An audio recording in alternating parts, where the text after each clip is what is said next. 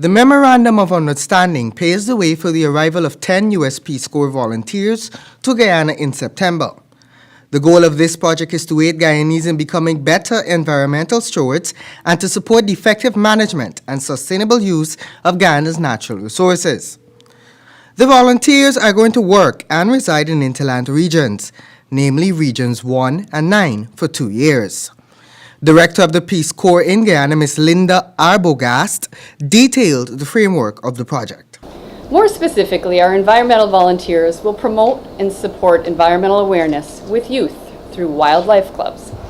They will provide support to teachers in schools to incorporate environmental education into school curriculums.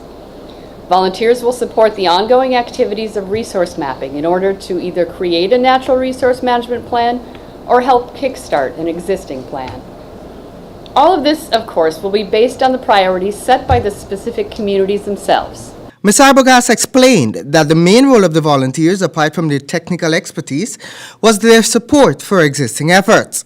She said that they were filled with enthusiasm and commitment to the cause of environmental preservation. Addressing those gathered, Natural Resources Minister Raphael Trotman said the project was very timely.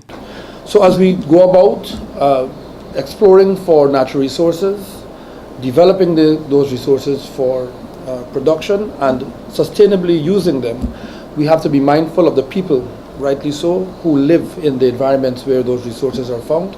We have to be mindful of the flora and the fauna that exist in those areas. And so we are very happy that we can partner with you. That Minister Trotman further stated that the government welcomed the project and appreciated the relationship shared with the Peace Corps over the years.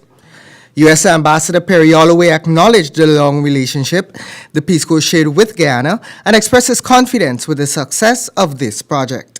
The signing of this Memorandum of Understanding between the Ministry of Natural Resources, Ministry of Indigenous Peoples Affairs, and the Peace Corps comes at a pivotal time in the government of Guyana, as the government of Guyana strengthens and intensifies its efforts to increase its biodiversity conservation efforts through protected areas and supporting sustainable development initiatives at both regional and national levels.